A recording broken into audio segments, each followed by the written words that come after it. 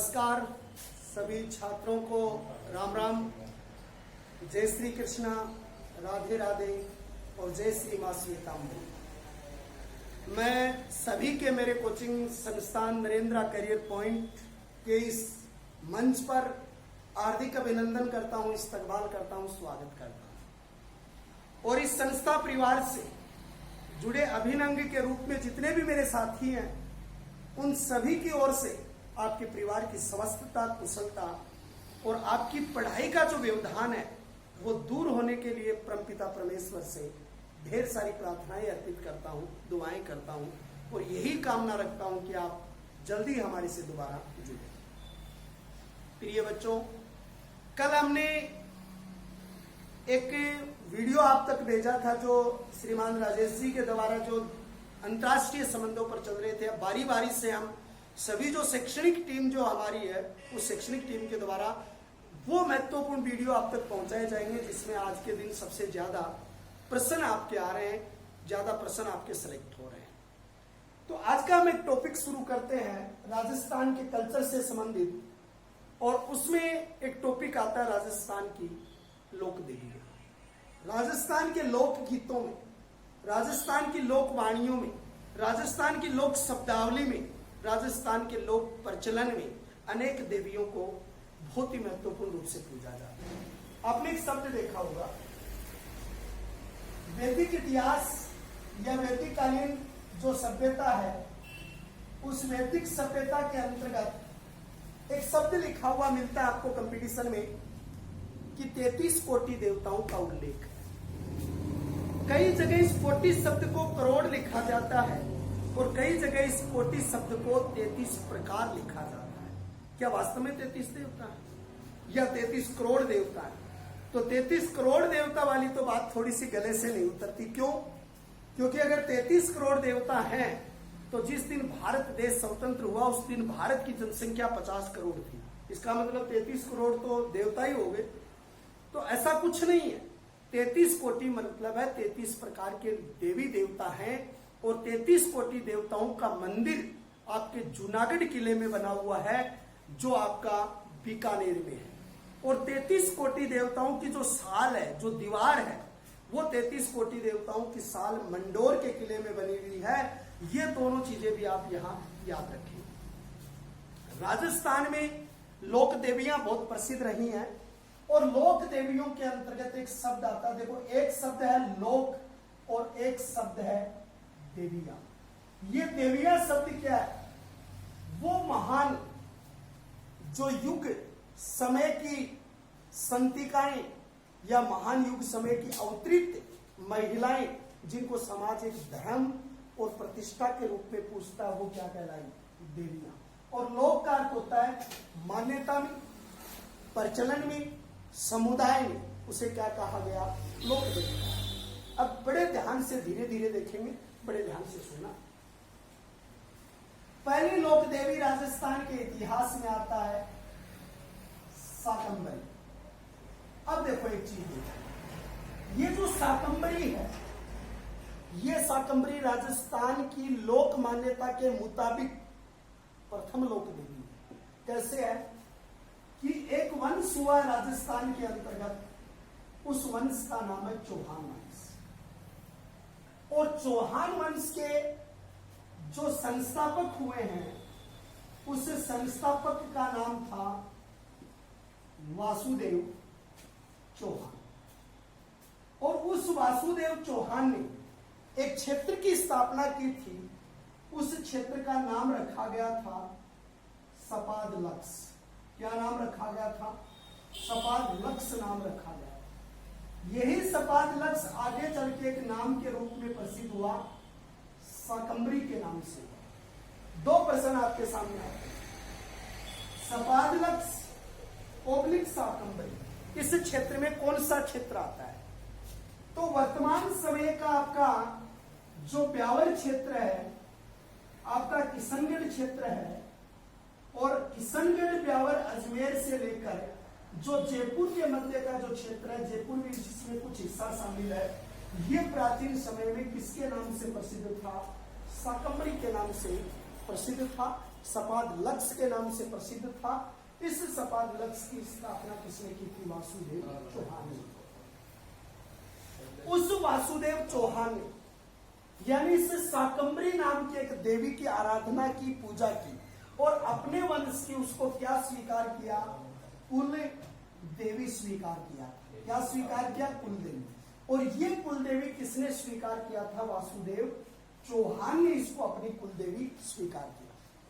देखो, दो रिश्ते होते हैं, एक तरफ मातृपक्ष के रिश्ते होते हैं और एक तरफ पितृपक्ष के रिश्ते होते हैं। पितृपक्ष का सर्वोच्चतम रिश्ता होता है, वो पितृपक्ष का सर्वोच्चतम रिश्ता होता है दादाजी का। उससे आगे आपसे पढ़ सड़ कुछ भी लगा दो, लेकिन दादाजी एंड रिश्ता है जिससे आगे आप उसके ही नाम से संबोधन दोगे। और मातृपक्ष का अंतिम रिश्ता है जिसका नाम होता है नानी। अब पढ़ नानी सड़ नानी ये तो आप लिखते रहते हो। तो दो चीजें देखिए, ये कुलदेवी है, इसका मतलब मातृपक्ष से, तो राजस्थान की सबसे पहली कुलदेवी है, इसलिए इसको देवियों की क्या कहते हैं? देवियों की नानी कहा जाता है। इसे देवियों की क्या कहा जाता है? नानी कहा जाता है। ये देवियों की नानी के नाम से प्रसिद्ध है। एक बात मैं फिर बयां करना चाहूंगा आपसे, 2013 की पटवारी एग्जाम में एक प्रश्न पूछा गया था आपसे, और उस प्रश्न में यह पूछा गया था देवयानी पवित्र स्थल कहाँ है, देवयानी तीर्थ स्थल कहाँ पर है। यह प्रश्न आपको उस शब्दावली के रूप से पूछा गया था कि देवयानी तीर्थ स्थल कहाँ पर मौजूद है। यह बात पूछी गई थी 2013 की पटवार के एग्जाम में। ये देवयानी तीर्थ स्थल है वो कहाँ पर है? सांबर क्षेत्र में। कहाँ पर है? सांबर। और सांबर किसके किनारे? झील के किनारे स्थित है। किसके किनारे स्थित है? सांबर झील के किनारे जो है वो देवयानी पवित्र स्थल मौजूद है। अब मैं और चीजें आपके साथ बयां करना चाहूंगा, आप बड़े ध्यान से देखें। आपके सामने एक बिंदु उभर के आया है और वो बिंदु कौन सा है? सांबर झील है। मैं धीरे धीरे आपसे 20% बयां करूंगा, आप ध्यान से देखना। पहला क्वेश्चन, ये सांबर जो क्षेत्र है वो खारे पानी की झील है। इसी सांबर का नाम शाकंभरी है, इसी सांबर का नाम सपादलक्ष्य है, लेकिन उस क्षेत्र की जो एक झील है वो झील इसी क्षेत्र के नाम से जानी गई और उसका नाम है सांबर झील। ये सांबर झील जो है इसके नमक को क्या कहा जाता था? पहले सांबरी कहा जाता था। और सांबर झील के अंतर्गत क्या है कि सोडियम क्लोराइड और अन्य जो तत्व हैं वो बड़े अच्छे पाए जाते हैं इसके नमक में, तो इसका नमक बड़ा गुणकारी है। और सांबर क्षेत्र में केंद्र सरकार ने Hindustan Sambhar Salt Limited, Hindustan Sambhar Salt Limited के नाम से एक कंपनी स्थापित की गई थी। और यह कंपनी कब स्थापित की? 64 में। और यहां पर यह सांबर झील है, उससे कितना नमक बनाया जाता है? 8.7% नमक जो है वो इस सांबर से बनाया जाता है। एक बार 2014 की सेकंड ग्रेड में एक प्रश्न पूछा गया जो फर्स्ट ईयर की ज्योग्राफी से उठा था, और उसमें यह पूछा गया कि सांबर झील को लीज पर कब दिया गया? तो 1869 ईस्वी है। कई जगह ये गलत भी छपा हुआ है 1854, लेकिन यहाँ आएगा 1869। तो ये देवयानी तीर्थ स्थल कहाँ का प्रसिद्ध है? सांबर झील के किनारे बहुत ही प्रसिद्ध स्थल है जो देवयानी तीर्थ स्थल के रूप में जाना जाता है। फिर दूसरी चीज देखिए, ये जो शाकंभरी देवी है, इस शाकंभरी देवी का प्रसिद्ध मंदिर कहाँ बना हुआ है? जो शाकंभरी देवी का बहुत ही सुश्रेष्ठ मंदिर बना हुआ है, तो शाकंभरी देवी का सुप्रसिद्ध मंदिर जो बना हुआ है, एक तो आपका बना हुआ सांबर, जो आरएस की एग्जाम में आपको पूछ लिया गया। ये आपको आरएस के एग्जाम में पूछा गया था कि शाकंभरी देवी का सुप्रसिद्ध मंदिर कहाँ है? सांबर देवी। अब इस पर आपके 6 प्रकार के तथ्य आपके सामने उभर कर आ गए। पहला तथ्य देखिए, शाकंभरी चौहानों की कुलदेवी है। दूसरा प्रश्न, चौहान वंश के संस्थापक वासुदेव चौहान। एक बात सुनो, आपने कभी ध्यान से हुआ, आप कहते हो 51 रुपए का प्रसाद चढ़ाओ, 101 रुपए का चढ़ाओ, 101। ये एक वाला क्रम कैसे चला है? क्योंकि चौहान वंश की संस्था 551 में हुई थी, इसलिए 51 वाला आंकड़ा भी इसी कारण चलता है। सपादलक्ष्य हो गए, देवयानी यानी देवियों की जो नानी कहलाई। इसका प्रसिद्ध मंदिर सांबर में है और देवयानी पवित्र स्थल जो है वो यानी कि शाकंभरी देवी का बहुत ही प्रसिद्ध और सुश्रेष्ठ मंदिरों में इसका नाम आता है। अब दूसरा देखिए, इसी शाकंभरी के साथ दूसरा यहाँ एक शब्द जुड़ा हुआ मिलता है और उसको आप कैसे देखेंगे वो देखिए। शाकंभरी देवी दूसरी कौन सी है? अगर मैं आपको इसको सीधा बताऊं कि शाकंभरी है खंडेला की पहाड़ियों में सीकर डिस्ट्रिक्ट में बना हुआ भव्य मंदिर है और खंडेल वालों की कुलदेवी नहीं हुई, ऐसा नहीं हो सकता। ये सीधे पर्सन है, सीधे पर्सन कंपटीशन में कभी काम में नहीं आते। तो देखिए क्या करते, आप एक शब्द जोड़िए शाक और प्लस एक शब्द जोड़िए अम्बरी। ये दोनों शब्दों को देखिए। पहले तो आप हमें ये बताइए कि शाक किसे कहते हैं? शाक कहते हैं हरी सब्जी, कंदमूल फल। ये जो कंदमूल फल जो सब्जी बनने से पहले होती है उसको शाक कहते हैं। यानी कंदमूल फल है, हरी सब्जी है, उसको शाक कहते हैं। और अम्बरी का अर्थ होता है कष्ट निवारण। अम्बरी का अर्थ क्या होता है? कष्ट निवारण। अम्बरी का अर्थ क्या होता है भाई? कष्ट निवारण। तो कष्ट निवारण होता है वो तो अम्बरी शब्द होता है और हरी सब्जी होती है उसको कंदमूल फल कहते हैं। अब देखिए एक बात ध्यान से सुनिए, शेखावाटी क्षेत्र में भयंकर अकाल पड़ गया। कौन से क्षेत्र में? शेखावाटी क्षेत्र में त्रिकाल पड़ गया था। एक बात और बहुत ही गजब आएगी यहाँ पर, त्रिकाल क्या कहलाता है? त्रिकाल जिनमें तीन तरीके के संकट एक साथ चलते हैं। कौन सा संकट? जल संकट, वर्षा बहुत कम हुई और वर्षा कम हुई है तो अन्न कम पैदा हुआ है और अन्न कम पैदा हुआ है तो जीव जंतुओं के लिए बड़ा कष्टदायी है। तो जल, अन्न और जीव के दृष्टिकोण से जो काल होता है उसको त्रिकाल कहते हैं।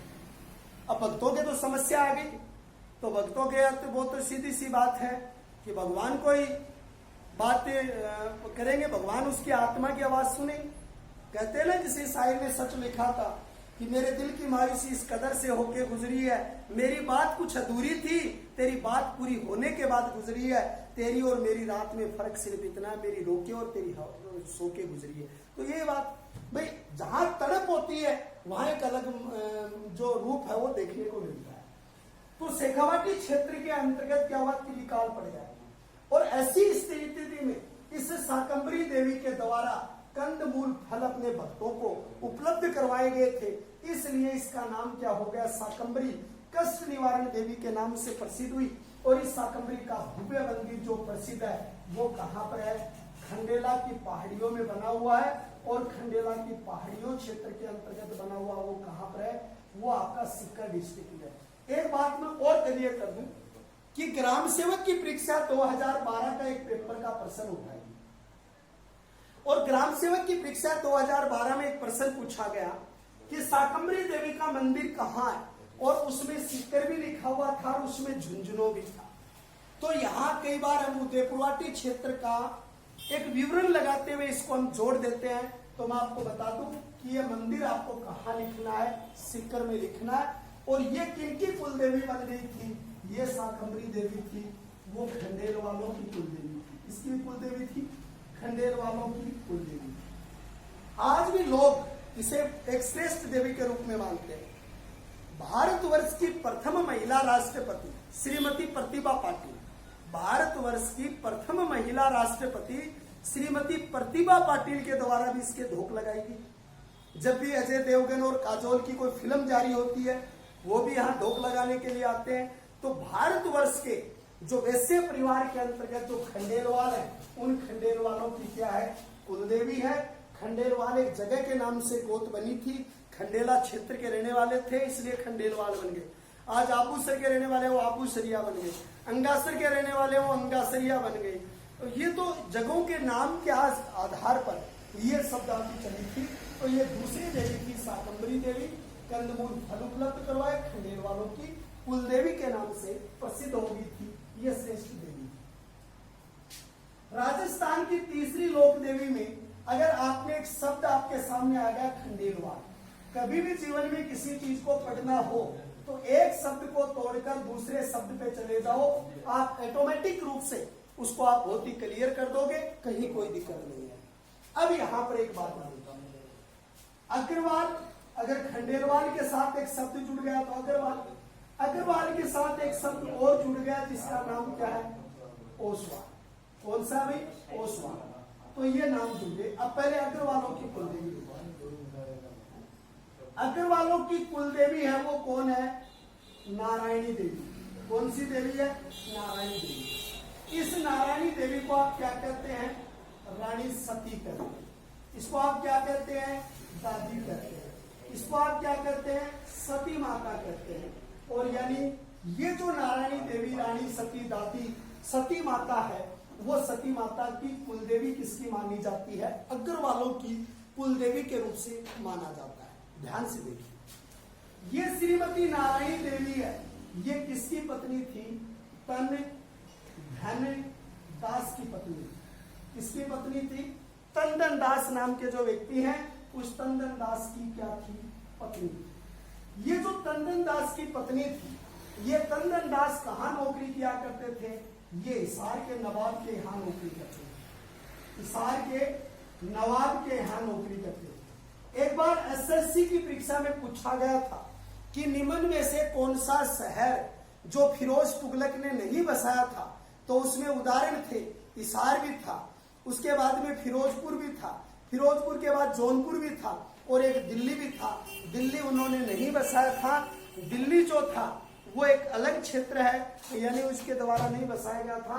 तो ये हिसार था, वो फिरोज तुगलक नाम के व्यक्ति ने बसाया था। इस फिरोज के नवाब के यहाँ ये नौकरी किया करता था। अब क्या हुआ कि उसके कोई युद्ध अभियान में तंदन दास की क्या हो गई, मृत्यु हो गई।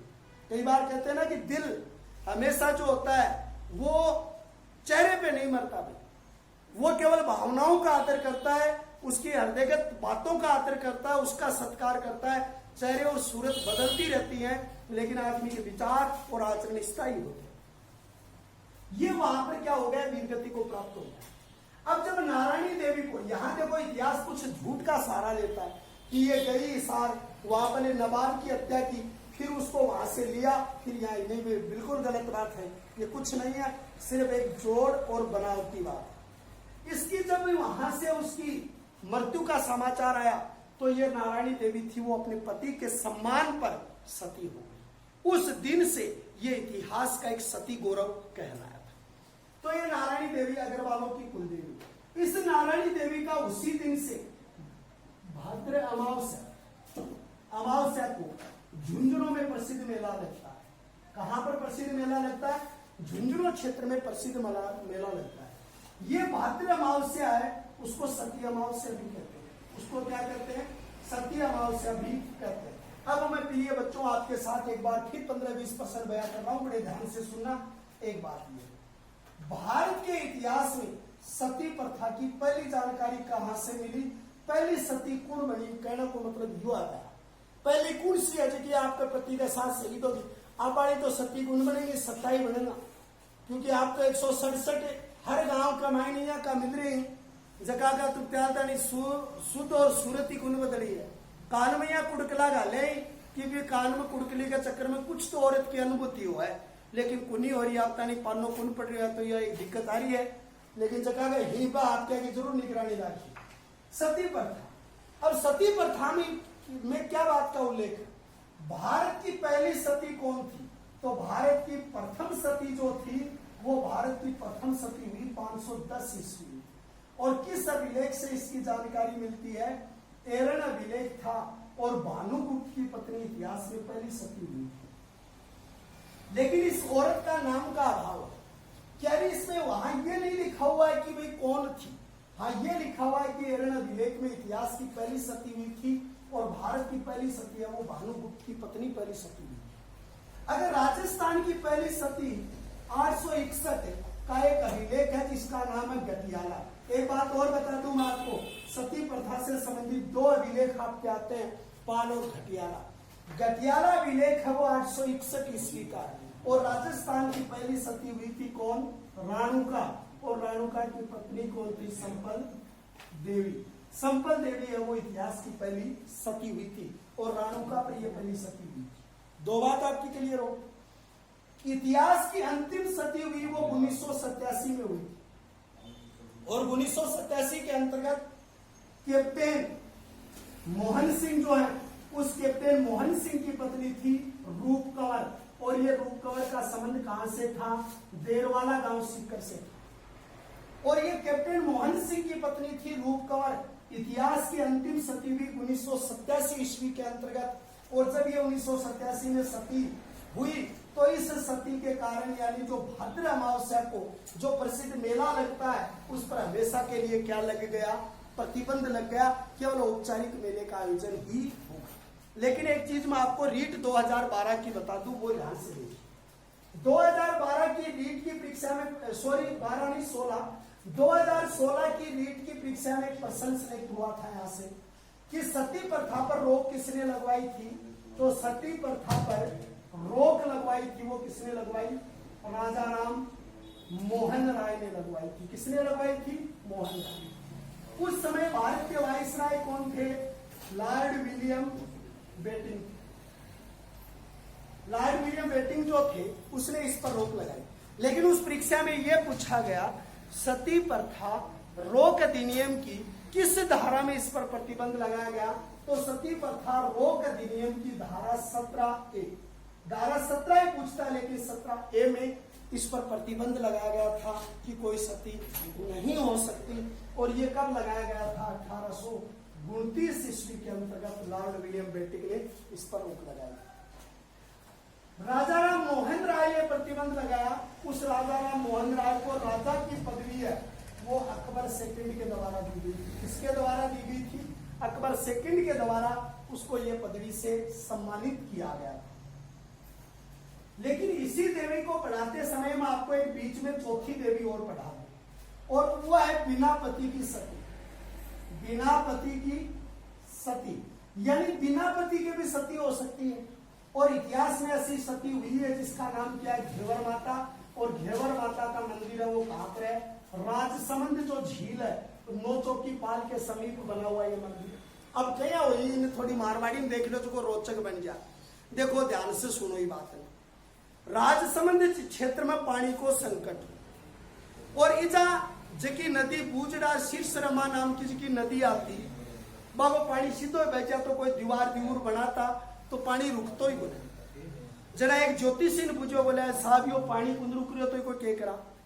बोले इजा कोई दोष लागेड़ो है, और भी दोष को निवारण जद हो है जद कोई पतिव्रता नारी हो है, सतीत्ववान नारी हो है। अरपा नारी इजा आपकी हथेला में दीपक जलाओ है, और भी दीपक न जला कृपा जती देर दीपक जले बत्ती देर कमाई तो बना देगा वो तो बना देगा। लेकिन एक शर्त है भी का बाएं गाल पर कालो तिल होना चाहिए। अब देखो ये पंजाबी गाना बनाओ कि तेरे चेहरे पर काला काला तिल जी, तो तिल न हो भाई बढ़िया नहीं, ज्यादा तिला के ऊपर और ज्यादा बांगड़ बाज जाए। कई बार जो चावल खाने 1000 मांड बिक जाए लोगों को। दूसरी बात ही पर घेवर माता क्यों है? अब ये बोले भाई साहब भी का तो वो कालियो तिल वचना ही तो देखा नहीं, तो क्या देखा?